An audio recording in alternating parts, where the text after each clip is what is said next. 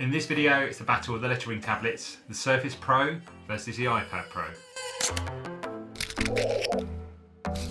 First up, the Surface Pro has been lent to me by Microsoft. The iPad Pro I got a discount because I've got a friend who works for Apple, but neither company has had a sway in my opinion, which is what this video is about. It's just going to be what I feel I use more often. First of all, we're going to go through the pros and cons of each one, then I'll just tell you at the end which one I seem to gravitate to more. Okay, let's look at the Surface Pro first. Hardware wise, it comes with a really good integral kickstand, which can be positioned at any angle and it stays there firmly. When it's on its furthest point, you can rest on it and draw on it without the stand buckling under your weight when you're leaning on it. So it's really good rather than having just flat on the surface. You can actually have it at an angle, which is really good when you're drawing sometimes. It has a micro SD slot, which is really useful if you're taking photos for your work and you want to take it onto the computer and do some more editing. You can quickly put it in there. Has a USB input. The keyboard doesn't actually come with it. They gave me that as well. But I think it's a worthy investment because it has a really useful trackpad. It also double acts as a cover as well. The tiles in Windows 10 are really useful, so quick access to your applications. Because it's a hybrid between a laptop and a tablet, you can run the full Adobe Creative Suite, which is really brilliant. So you can actually have all the apps you may use on your desktop on here.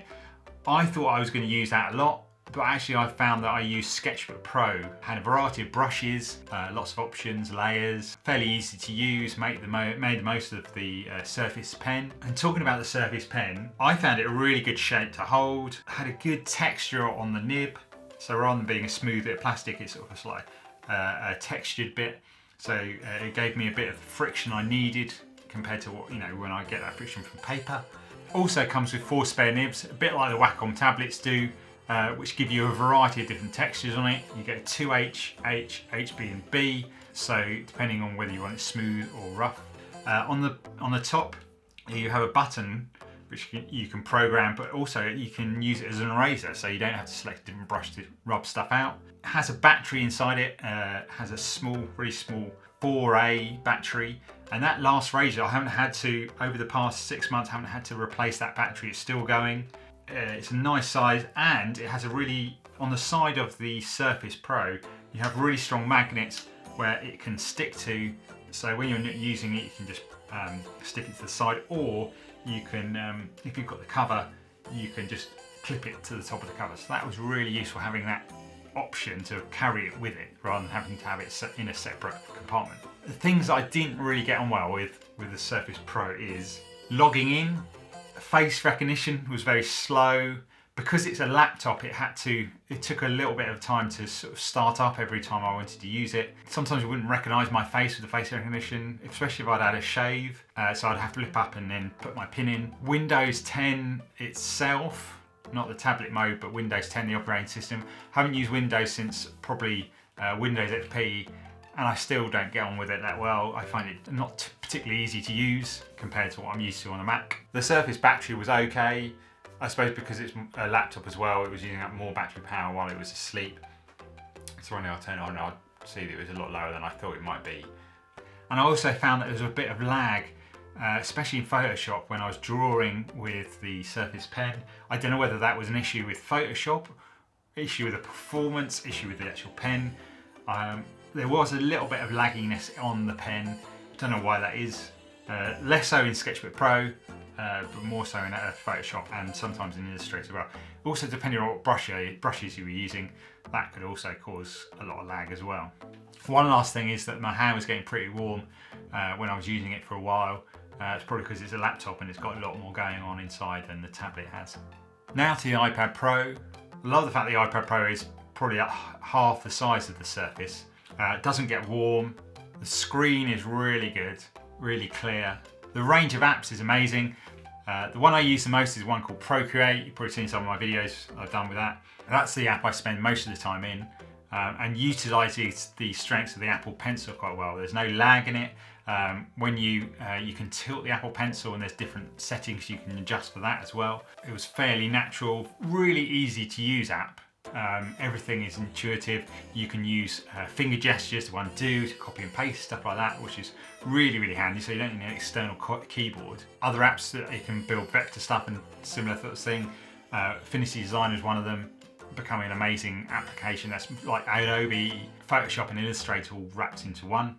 One of the apps called AstroPad was really useful for connecting to the computer and mirroring your desktop, so you can actually draw with inside the apps you got there, but you have to be close to the computer, either plugged in or Wi-Fi. I found Wi-Fi was a bit iffy, but if you're plugged in, it's really good. Size-wise, I got the 12.9 inch. I felt I wanted a bigger size because it's a bit more like an A4 bit of paper, which I'm used to. It's also a similar size to the Surface Pro as well. Things I don't like about the iPad Pro is the fact that the battery life of the pencil is rubbish and you have to keep charging it. I feel like I have to keep charging it every day. If I use it for any length of time, it just runs out straight away and I have to charge it. It does come with adapters so you can charge it with the mains. Otherwise you have to plug it into the bottom, and I just don't understand how they come up with that design option of plugging it in the bottom, especially when you're traveling and you just want to charge a pencil up so it's ready to go when you get there. It's just awkward. Having a plastic pencil nib which was smooth, having a screen that was smooth, I found it was just sometimes just too quick to go across the screen. So what I did was put on a matte screen protector, which really helped with the sort of friction of it, but I feel that the Apple Pencil could do with a bit more friction on its nib, would really be useful. There's no eraser on the end like the Surface Pro one has. The cap is very easy to lose. I had to buy myself a silicone cap holder so I didn't lose that, because I'm terrible at losing things. It's only held on by strong magnets. I didn't get the keyboard, it didn't come with a trackpad, and the stand, I had a look at it in an Apple store and it just wasn't as stable as what the Surface came with. You couldn't lean on it without it falling over. It was just there so you could have it at different viewing angles. I found that the Adobe apps are very limited on the iPad Pro, and so I didn't really spend any time with it. I couldn't open any of my files that I've got on the desktop in them. It had a lack of brushes, lack of options. So I would mainly spend my time in it, as I said, Procreate. So which one have I naturally gravitated to? Definitely being the iPad Pro, but only in combination with the Apple Pencil and Procreate. I think those three together really have an awesome thing going on. The accuracy of the Apple Pencil is really good. Procreate, the app, is just stunning. So easy to use, variety of options, variety of brushes. Being able to create your own ones is really good. Exporting to places like Photoshop is seamless. And so I think it's all those things combined mean that I naturally go to that one. So which one would I recommend? Well, it just depends on your finances, really. The Surface Pro makes financial sense if you want both a laptop and you want something to letter on. If your finances are not a problem, then the iPad Pro is the way forward. To get this and a laptop as well would be quite expensive, but if you just want the best lettering device, then the iPad Pro is the way forward. I hope you found that useful, guys. Please leave me any questions in the comment section below about the iPad Pro or the Surface Pro. Otherwise, thumbs up, subscribe if you haven't, and I'll see you in the next video.